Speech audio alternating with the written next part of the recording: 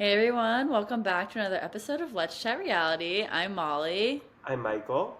and today we're really excited to be talking about The Mole episodes 6 through 8, as well as Love Island. And there's a lot to get into, so shall we just jump right in? Let's jump right in. So we'll start with the mole. We got our next three episodes this week, and we started out with finishing out the cliffhanger from last week, where we were finding out who took the whole pot of the $59,500 to get an exemption. We knew somebody did, but we didn't know who it was. And we found out that it was Niche who took the whole prize pot for himself to get that exemption. So, Molly, were you surprised it was Niche? Would you have taken that to get the exemption? What are your thoughts on the whole thing? Yeah, I was a little bit surprised by it, but not entirely. Like I feel like when he gave his explanation of like or in his interview was saying like I haven't been playing this game selfishly at all. Like I really wanted to do this for myself. Like that reasoning I guess made sense, but not for the amount that he took. Like I felt like that was just so much to drain the pot out and everyone just hated him after that. So I don't think it was a good move on his part, but I mean, helped him stay safe that round, but I think it was definitely selfish. Yeah, I think it was also just weird to do the entire prize. But I mean, I guess in his mind, he probably thought, oh, I'm not going to be the only one to do that. And so if I don't do that, then I'm not going to have bid enough to get it. So he probably thought, oh, I'll probably tie with at least one other person, and then we'll figure out what the tiebreaker is, whoever did it first, I guess. But yeah, I mean, I think if it were up to me, I probably would have done something like 30,000 or 25,000, like which seems like a lot. And in the event that everyone else decided to just bid really low, then I would get it, but I still would leave quite a bit in the pot. But to just do it all, I don't know, to make it one more week just feels a little bit, I don't know if it would feel worth it to me. But it did for him, and he got it, and he won. So you know what, more power to him. He got through one more week because of it, or two more weeks, I guess, technically. But we saw later on in that episode that Quaylen was the next one to leave the game.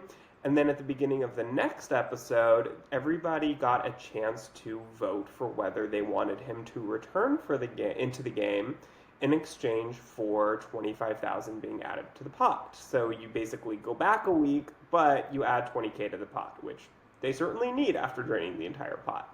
So, would you have voted for him to return to the game, or would you have decided to let things play out from there? I think I would have let him come back in because at that point the pot's at zero. Like he already got questions wrong the episode before. Like I don't think the risk was that high of like getting him to come back in the game. Like likely he probably still doesn't really know who the mole is. That I mean we even saw that he ended up going home again that next episode. So I think it was a smart move. Like I would have done it too to bring him back. Yeah, I think I would have too. I agree with you that basically him leaving means that he doesn't know what's happening. So I think that I would probably take that chance.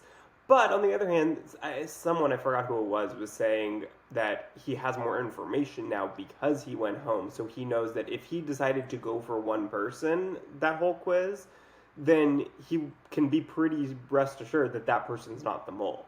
So in that case, yeah, I guess he does have a slight advantage, but also he may have just kind of answered randomly. He might have split his answers, and then if he even split them at all whatsoever, really, then he doesn't have any information because he doesn't know which ones he got right and wrong. So yeah, I think that I probably would take that risk of letting him back in the game to start building back up the prize pot, and also especially if he was my ally, if he was somebody who I voted to get back in, I had been sharing information with, then maybe he would tell me whatever information that he learned from leaving the game. So I think that I probably would have also. Yeah, yeah, that Now, was interesting. yeah, it was a cool twist. I mean, we saw something similar to it last year, actually, with Dom. who he when he left the game, the players were also given a chance to whether to let him back in the game.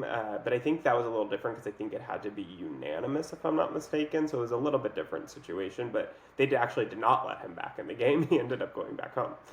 So it was a little different circumstances there, but a similar twist. And I think it's an interesting twist. I like it.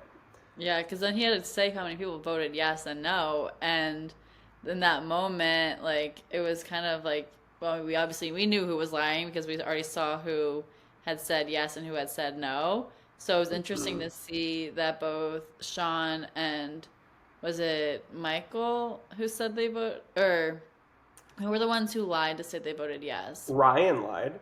Oh, Ryan. Yeah, because she Yeah, was saying, "Oh, would you believe Muna? You know, do you?" yeah. So that was, I said last Well, week that I yeah. suspect her of being the mole, and I watched this batch of episodes with that in mind very clearly. And we'll get to it a little later, but I definitely saw this included, obviously, this was a big one, but some definite acts of seeming sabotage from Ryan that Yeah, I took note for of. sure. But I mean, luckily he did get back in, but then it didn't last very long. At least they Yeah, got but the twenty I'm glad he thousand, got the chance. and they got the 20,000, so it worked out. Yeah, exactly. It was his parting gift. Yeah, So later in this episode, we saw that Muna and Sean were selected as the negotiators who could have the opportunity to take $50,000 for the pot or take an exemption. And if they both decided to take the $50,000, then that gets added to the pot. If one of them decides to take the 50,000 and one decides to take the exemption, no money gets added to the pot, but the person who takes the exemption gets that for their whole team. And then if both take the exemption, then nobody gets exempt, nobody gets anything, it's all a wash.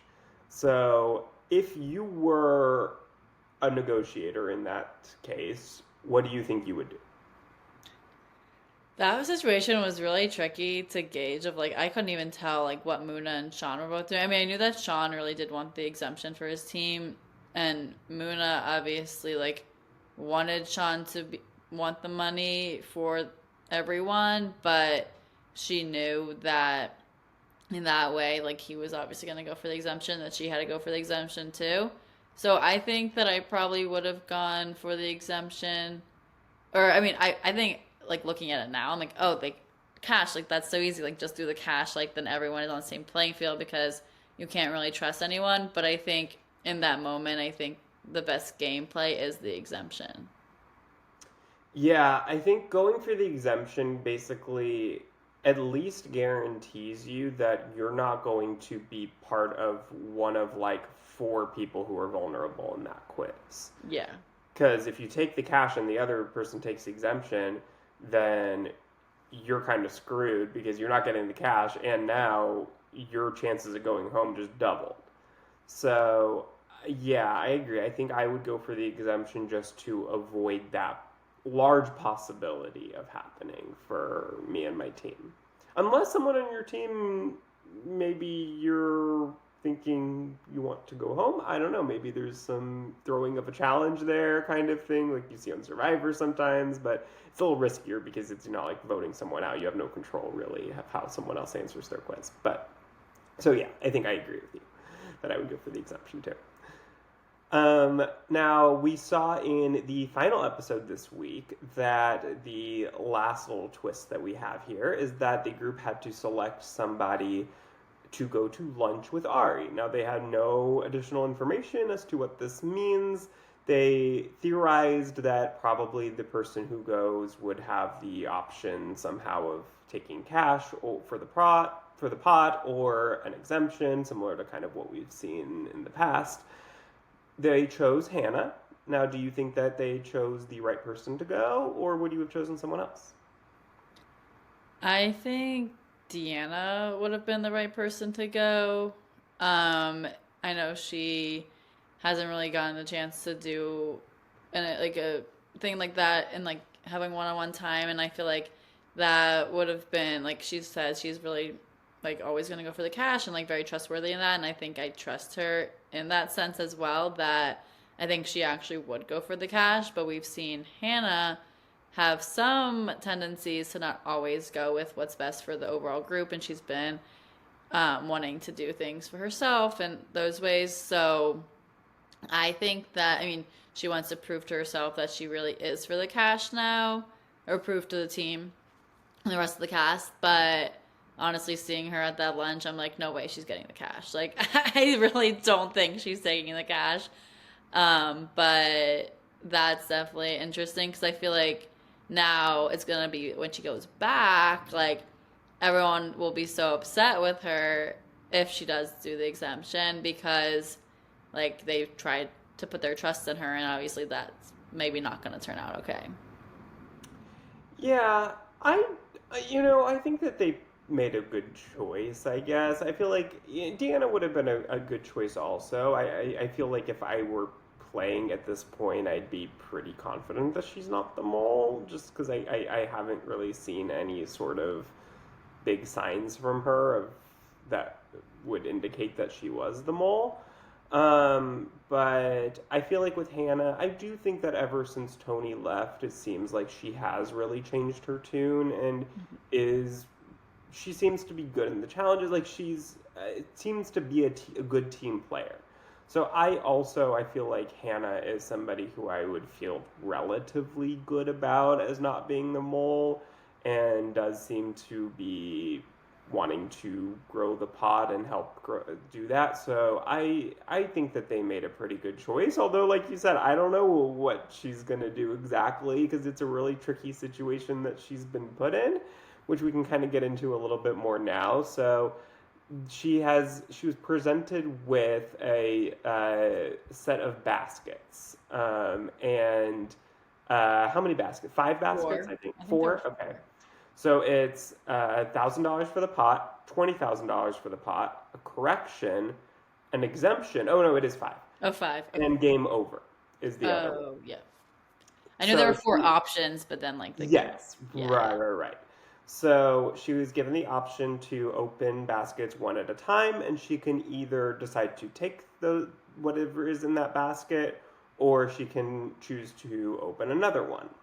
And she was given a potentially misleading statement from the mole saying that where the $20,000 is, which basket it's under, so she can decide to trust the mole and go with that one, or is the mole potentially lying to her and she wants to ignore that and try a different one and take her luck there. So what do you think that she should do? Which one should she be aiming for? And would you believe what the mole said?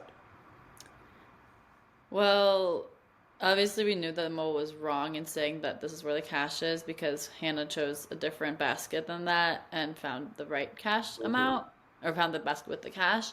And then the mole gave the direction of saying where the exemption would be, and then that one was right because the mole wants her to take the exemption and not the cash.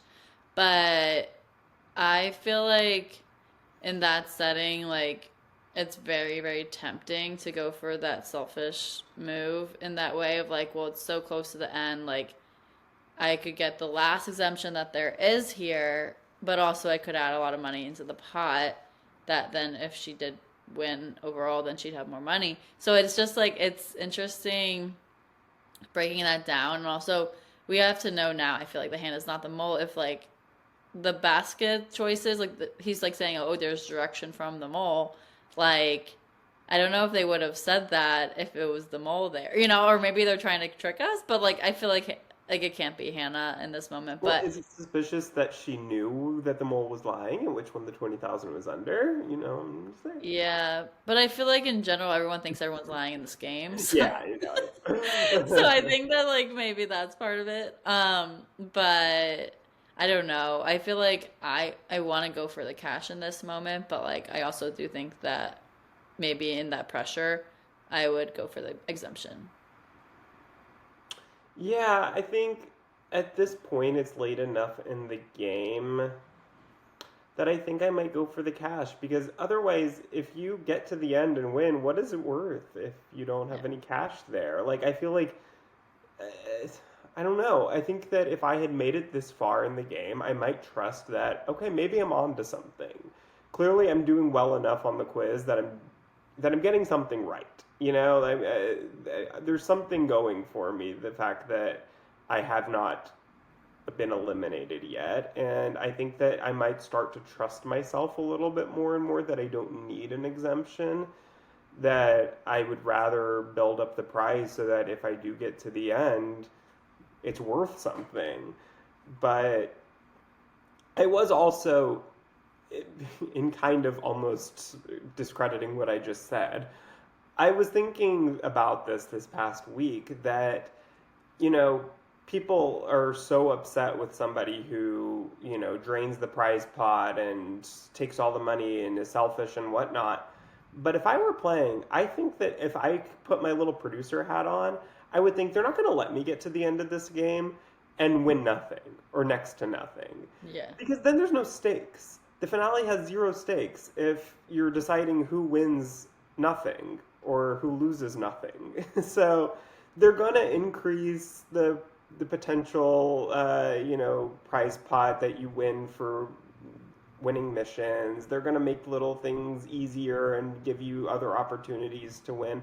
I just think that if I were playing, I would think that way, and I might, in a situation like this, even if it looks bad, go for an exemption whenever I can, because I'll know that in the back of my mind they're going to give me more opportunities if the prize pot is pretty low to make it grow. So I don't know.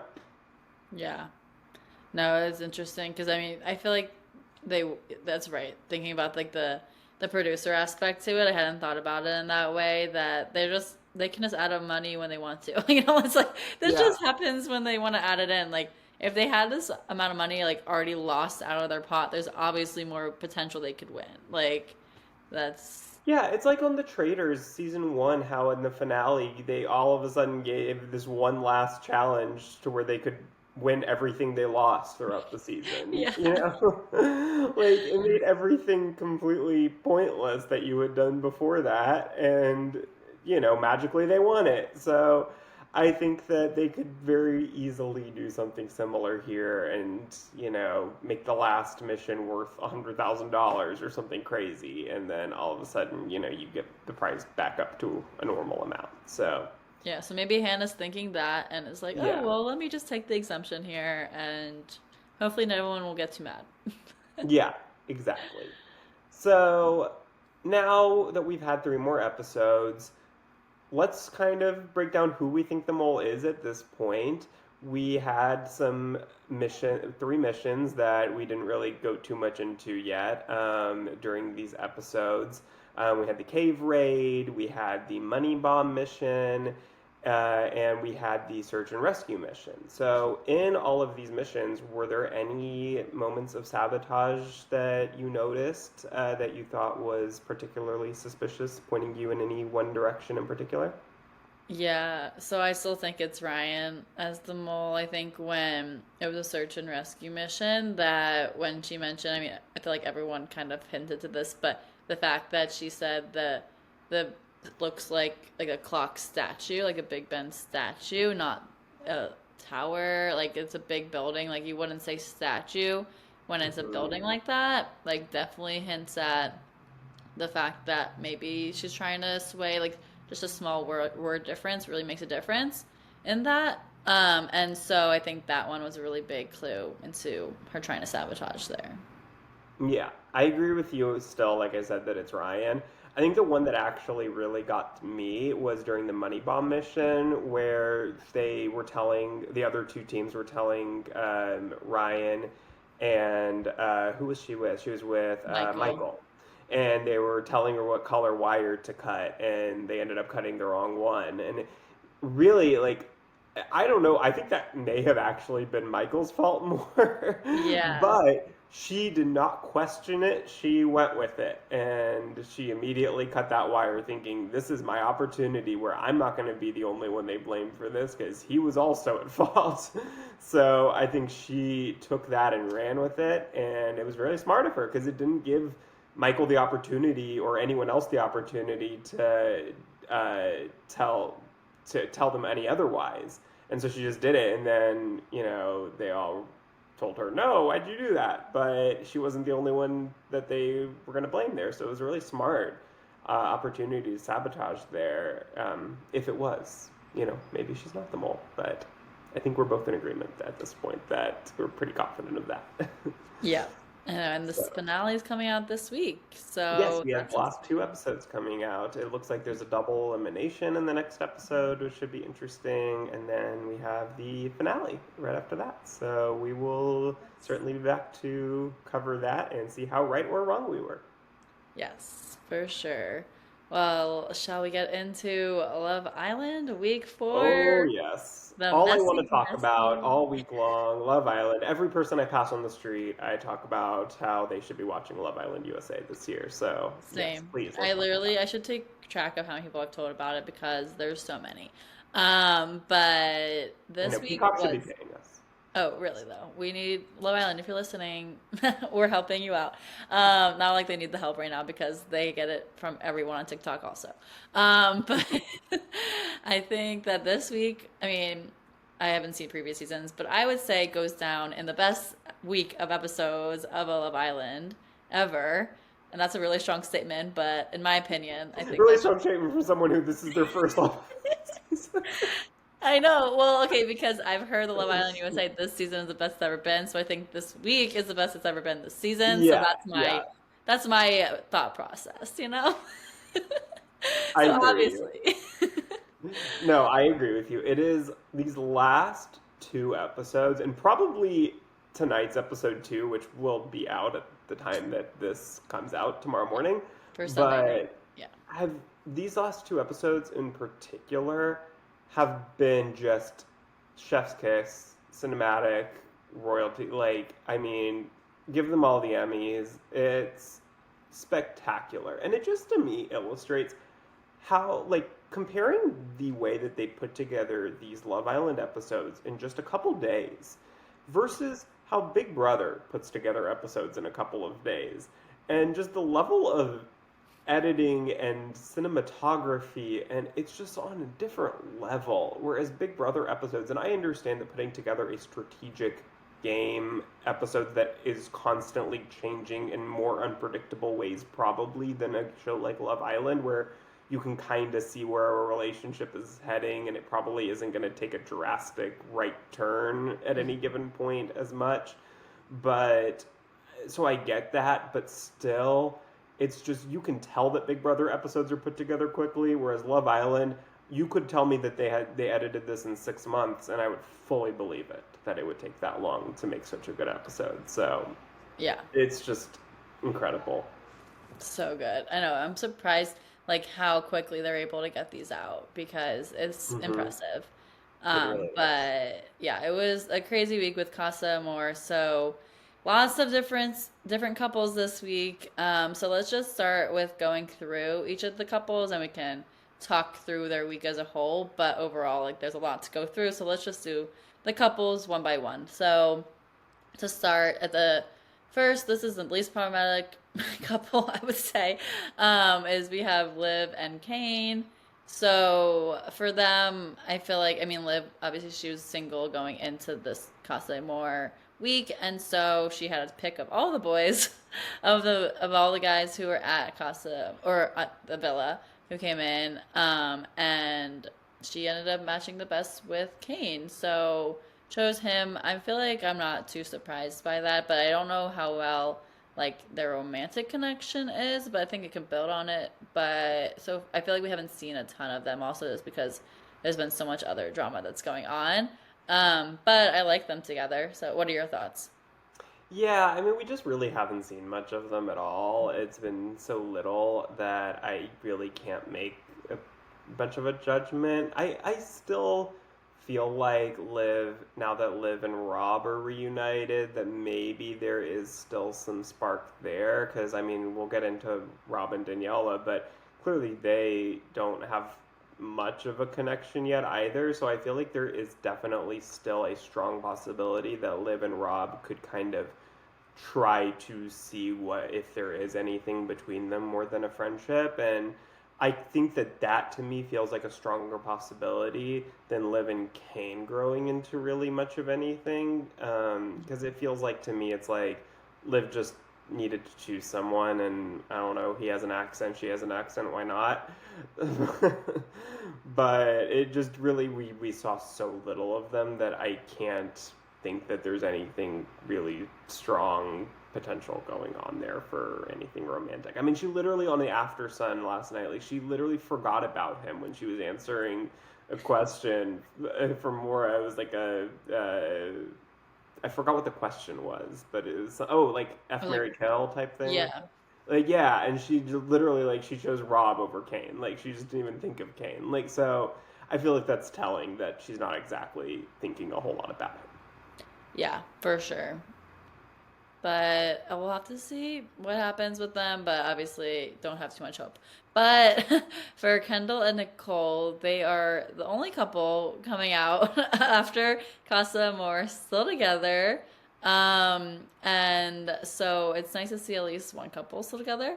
But I feel like within like their connection, like I guess both of them just felt stronger with each other versus anyone else they met. From either Cosimo or the boys who came in to the villa. So for that, I'm happy for them. Like it was like really cute to see them reuniting, and I like Kendall and Nicole together. I think now it's like grown on me a little bit more. Like at first, I like wasn't sure if I saw it, but now I can see it more. So I'm happy. Yeah, I mean, Kendall really didn't. I think he probably was the best behaved of anyone going into, of the guys, I'll say, Yeah. going into Casa. I mean, like, I don't remember him really having many conversations with other girls. So, he really was on his best behavior there, and so was Nicole. And they came back and stayed together, and that is usually so much more common. But this season, they were literally the only ones. So it's kind of crazy that they're now the longest standing couple left and seemingly the strongest. So happy for them. Yeah, I think I wouldn't a week ago. I don't know that I would have expected that, but I'm happy. I right now I feel pretty good about them. Yeah, we both said I think last week that we thought Nicole would be more tempted from someone in Casa or from Yeah. people coming in. So for that, like it's good to see that she wasn't, that she still wanted to stay true to Kendall. So Hmm. that's good. I feel like we knew that Kendall probably wouldn't, but we weren't sure about Nicole. Yeah. So that I mean, that was this is good. the true test. This week Yeah. is that test, and they passed with flying colors. So I am very happy for both of them, and I feel like, now that they've survived this, I wouldn't be surprised if we saw them still together, staying strong at the finale. Yeah. Same. So fingers crossed they make it. But for the couples that did not make it, lots of drama here. So all the boys, well, not all, but most of the boys, everyone except for Kendall, decided to sway their heads when they went to Casa and forgot basically of like the women back home thinking, oh, these women are cool. Like, let me give it this a shot, even though some of them were like, yeah, we don't know if we're actually closer with them. We just wanted to still date them. So, did Maybe they not like forgot there were cameras at Casa. Maybe they thought it was like the jury house on Big Brother, where it's like you just go and there's no cameras there unless like there's an active cameraman right in front of you. So maybe that's what they thought, that nobody would ever know. Yeah, well, little do they know, we know everything. So for Kenny, he decided to come back with Catherine and not pair up or not couple back up with Janae again. But Janae decided to stay single, or not stay single. Janae decided she wanted to remain faithful, or what's the Yeah, word? Loyal, loyal. loyal to Kenny. So Janae and Kenny, we were saying like even though they were a new couple, like did seem very strong together, and it seemed like they would last through Casa, but Kenny was talking to Catherine a little bit more, and which I still feel like we haven't seen a ton of them, so I was Yeah. just really shocked that he brought her back. And did see a preview of him crying, so I feel like maybe he regrets that when he did it, but obviously the damage was already done in some ways. But I do think that Hopefully, I really do want to see Kenny and Janae back together. I don't like Kenny and Catherine together at all. But we'll have to see what happens. So, what are your thoughts on that? Yeah, no, I mean, going into this week, like you said, I said, that Kenny and Janae, of all the newbies, 'cause Kenny was new right before Casa, that I thought, okay, there's like potential there. That, they didn't know each other very long. Like, he doesn't necessarily owe her anything to not test the waters and see what else is out there. It's not like they were Aaron and Kaylor and had been together since the very beginning and saying I love you and making plans, all this stuff. Like they had known each other for what, like 3 days before that. Like he probably was in Casa as long as he had known Yeah. Janae. So that wasn't shocking to me. But we really didn't see a lot of him and Catherine, like you said. So that kind of was shocking to me that she walked in with him just because we had seen so little of them together that I kind of just figured he was going to say, didn't really find anything there, so I'll stick with Janae and see, what happens there. So that, when he walked in with Catherine, and Catherine to me looked terrified. Like Oh, she looked like she had seen a ghost and was just as shocked as we were that she was walking in with him. So, uh, I mean, I don't necessarily see Kenny and Catherine going anywhere. I would maybe even be more inclined to say that Kenny and Janae could still rekindle things. That wouldn't shock me if they had more conversations and decided they wanted to give it another go. But we'll see what happens. yeah. No, I hope that they will rekindle, or maybe someone else will come in that Janae likes more. But I felt bad for Janae in that moment because Yeah. she had other options from the boys that she decided not to go with any of them. So that also, like, I felt like maybe in a way she was just like, well, I was trying to go with my gut here, and then it didn't work out as she wanted it to. So I mean, I'm glad that she at least like will get to see potentially if something could still be there with Kenny, or if not, then she'll know like she doesn't really want to be there. Hmm. But we'll have to just wait and see. But And I'm I'm glad she sure. didn't go home Yeah, because I she know. Me too. really wanted to. She was saying, "Ari, get my bags." Yeah. And I do feel bad for her, like you said. Like she has to kind of take an L after L after L, and it's just she hasn't found anyone, and she's probably still a little bit in the back of her mind, thinking about the time when Aaron and Rob were so upset that the girls sent Andrea home instead of her, basically, and that it was kind of saying that she doesn't deserve to find anyone, like she didn't deserve to be saved that week. And to then, after that, still, a couple weeks later, still not have found anyone, that might be kind of messing with her head a little bit, that she thinks she just doesn't deserve to be there. So if that is the case, like I feel so bad for her because she does deserve it, and I want her to find someone. So, hopefully now that there's a lot of new blood in the villa and everybody's together and we have two newbies or oldies coming in, new for this season, and pretty soon here. So maybe she'll find someone with the new guy that's coming in that we'll mention in a little bit here. Yeah, for sure. But we also saw this one was a crazy one with Cordell. So the second Cordell got into Casa Amor and saw Dea, I just felt like, and that's like, it was just already like, oh, like he thought she was cute. She really was into him.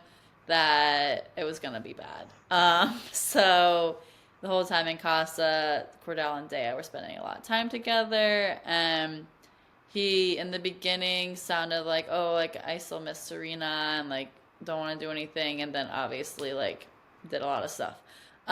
So I think in that, like obviously Serena's just over it already. Like she saw the video, which was a lot to see for someone that you thought like, oh, like we're just opening up, like getting closer and all that. Like I just felt so bad for Serena in that moment, and in general, just having her to see that. But with Cordell, like, I don't know. Like, I get it. Like, he's just 22 and immature, I think, in certain ways that, like, he had giving him all his attention and showing him what he wanted to hear and like wanted to do and all those things that took Serena so long to show him that he was like, okay, well maybe this with Daya is real. Like maybe I should give this a chance too. So now we came back with Daya and Serena's like, well, you're dead to me. So maybe we'll see if it works out with him and Daya. But I hope Serena can find someone else because she deserves someone who she really wants to be with. So we'll see what happens. What are your thoughts? Yeah, no, I mean, I really do see both sides with this one to a certain extent. I feel for Serena, I do. I think that she fully expected Cordell to come back single, ready for her, and that they would get back together because they had ended on really strong terms. But on the other hand, you have to remember that Serena, during the sticker twist last week, she twisted. She did take that opportunity to say that she wanted to continue seeing other people, and that wasn't that long ago. Yes, they're in a different place now than they were then, technically. They had gotten to a stronger place in the days after that, leading up to Casa. So I get that in her mind she thought, okay, we're strong right now. We've been together with a little break since the very beginning. But I do get Cordell saying, Serena was taking it very slowly and did take some opportunities to explore other options. And so this was his opportunity to do that too.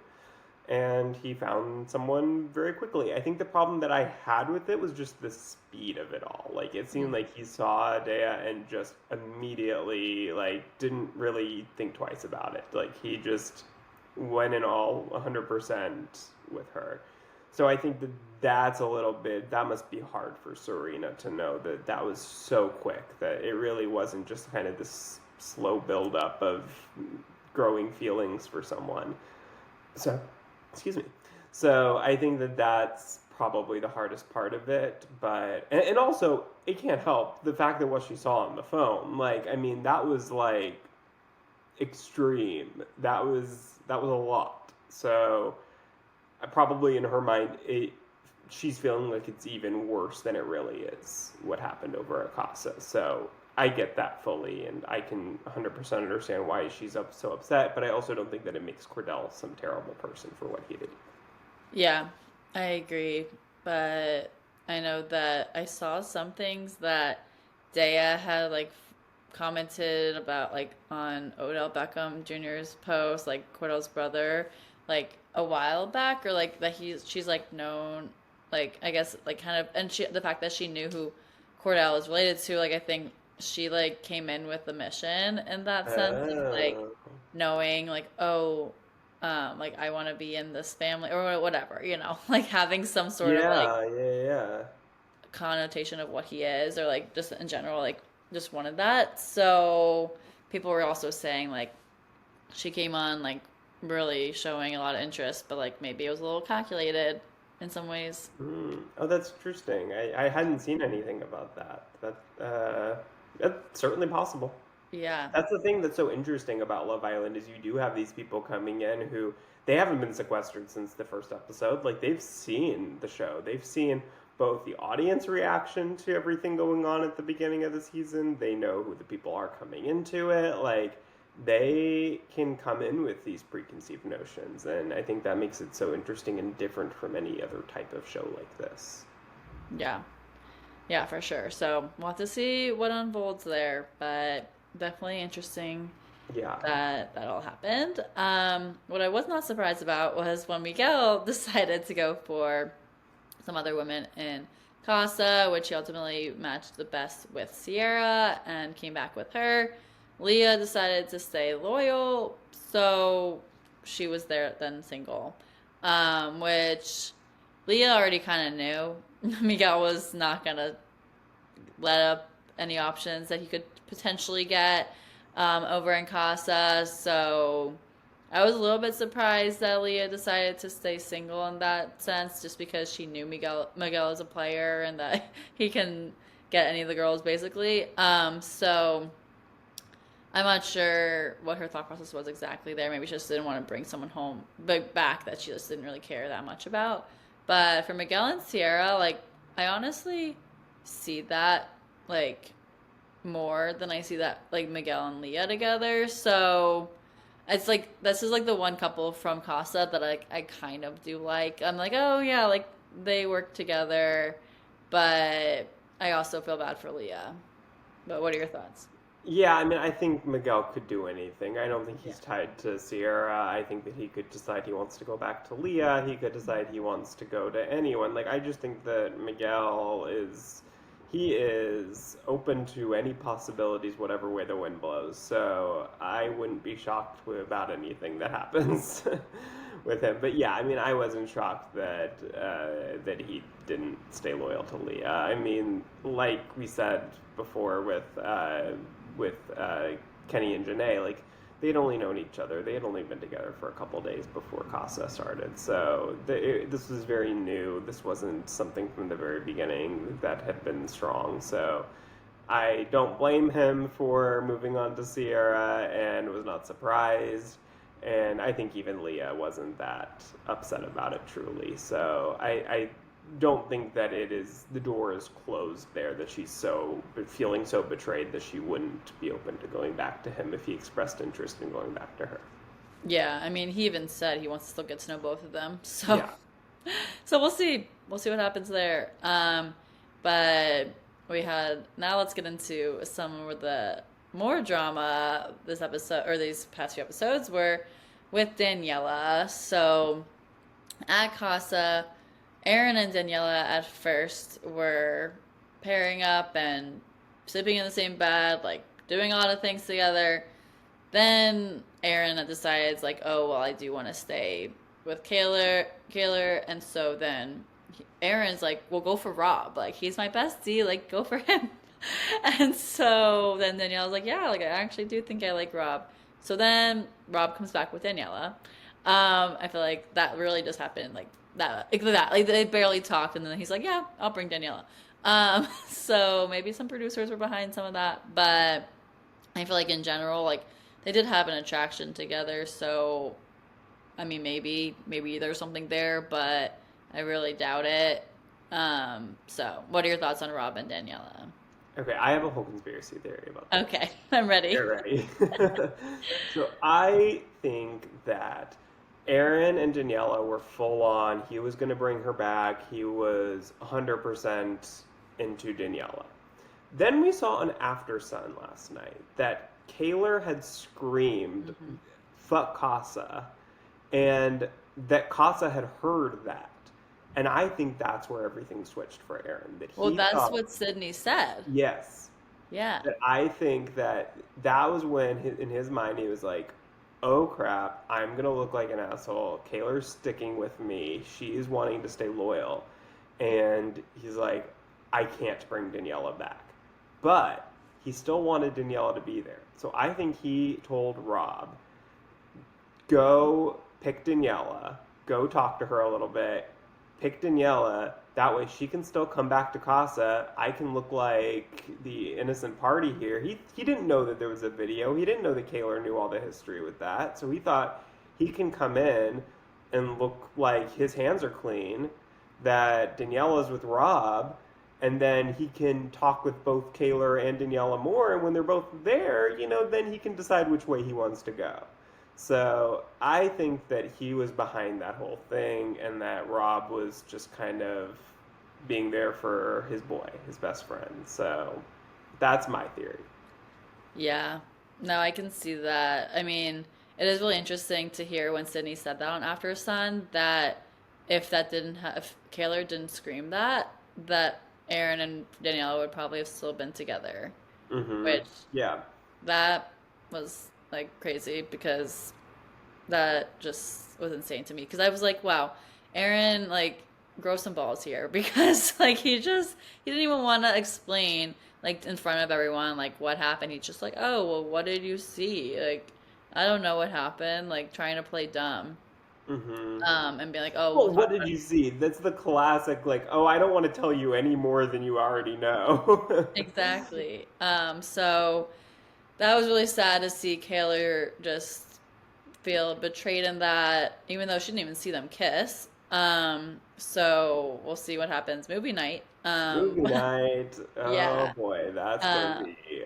that's gonna be crazy. Ugh. But for Kaylor, she decided to remain single, even though Aaron did come back, also coming alone, came back single, but how single did he really come back? We don't know. So we'll see what happens with that. But I just felt like Aaron just was, everyone just hates on Aaron right now, and I am on the hate on Aaron train as well. Because that was just so bad in what he did, and just in general, like if he was talking with Kaylor about her family and like all these things for the future, and then like pretty much like I saw also in After Sun, like they showed like the same handshake. He just was Oh like, my God, I know. Ariana was Ariana like, oh, picked he up just on copy that. and pasted his relationship, and that was like hearing Hmm. her say that, I was like, wait, you're right. Like basically, like in the morning, like doing the same little kiss, it like everything. Like I was like, what is he doing? Like he just can't take his hands off of someone. Like what is his problem? You know what? I saw a TikTok that said if Rob is Sandoval, that Aaron is Schwartz. That Aaron is like he wants to be the little puppy dog and so innocent and oh no me like well, it's just me but he's behind the scene he's just as sneaky and smarmy and he just does it with a little smile and wants you to think he's so innocent but he's not. Nope. He is not. But we also saw in After Sun that we're getting to new Islanders, but they were from season five from last year. So Harrison and Cassie are coming on, and I don't know them since I didn't watch season five, but from the clips I saw of them, they look like they'll be fun additions to the season. So, what are your thoughts on them coming back?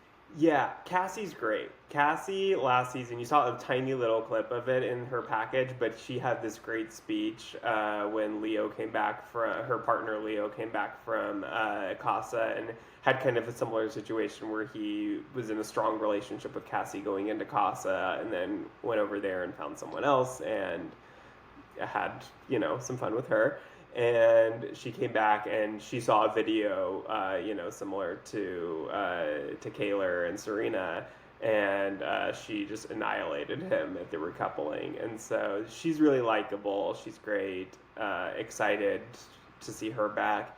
Harrison, I don't remember him quite as well, but from people who do that I've been seeing online, that people are also excited about him coming on. I know a lot of people wanted Carrington, who had a little stint on Love Island Games. You might remember him there a little bit.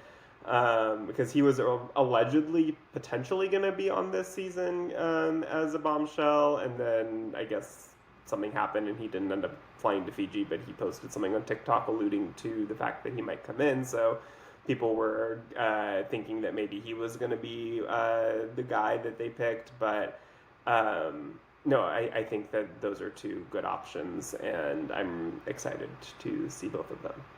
Yes, for sure. So that's something to look forward to this week. But also this week, who do you think is still going to be together at the end of the week? And anyone you think is going to become a couple? Yeah, this is tough to call because we're going to see like the bloodbath. A lot of people are going to go home. So a week from now, there's going to be a lot fewer people than there are right now. So it's tough to call. I think that Kendall and Nicole right now seem to be the strongest and the longest lasting. I also wouldn't be shocked, honestly, as much as I hope this doesn't happen, I would not be shocked if Kaylor and Aaron got back together. Yeah. So my guesses are going to be those two, and then I don't know. I'm going to go out on a limb here, and I'm going to say that Rob and Liv are going to couple up. So those are my three. What about you? Yeah. I agree with those three. And I also think that Cordell and Dea will probably still be together. Um, I don't see that ending in a week. Or maybe he's Hmm. gonna be so upset with what Serena says to him that maybe he does end things with Dea. I don't know. But Nostalgia. overall, but yeah, it's hard to tell with that. But I think I want to see Kenny and Janae get back together, but I just don't know about that one. Yeah, But we'll I have to think these are all see. possibilities. Yeah, and don't know what's gonna happen with Leah. I don't want Leah to get sent home, so I like want her to stay with I Miguel. know, I want all the OG girls to be Yeah, there, but right now, like, none of them are in couples. I know. So It's they're so all hard. vulnerable right now. So that's why I'm hoping that they find ways to all get back in couples so they can all stay till the very end because I love them all so much. Same. I really I love the need them girls. all to go on like I saw this tweet. I can't take this for myself, but I saw this all like put them on like an ultimate girls trip type thing. Like we say like Housewives Ultimate Girls, just put the all the OG girls from this season on some show together because they're amazing and I love them all. Oh yeah, me too. And we can bring Hannah back too for that. Um, Yeah, why not? yeah, exactly. But lots of things that will probably be going down in Love Island this week. So make sure to stay updated every day except for Hump Day on Wednesdays. I feel like I'm like the I know. spokesperson. See, Love Island, you need to pay us.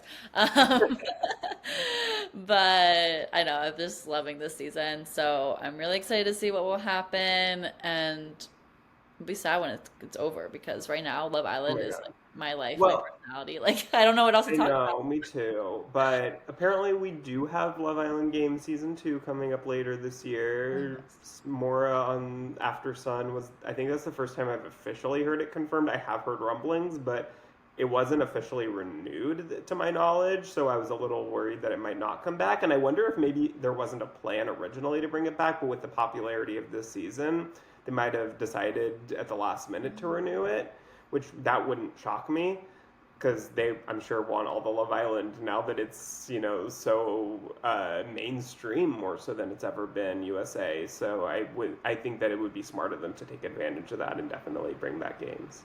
Yeah, no, that would be great. But make sure you're following us on Instagram and TikTok at Let's Chat Reality and subscribe on YouTube if you want to listen on there. So just keep updated with all the shows and we'll be back next week to chat more.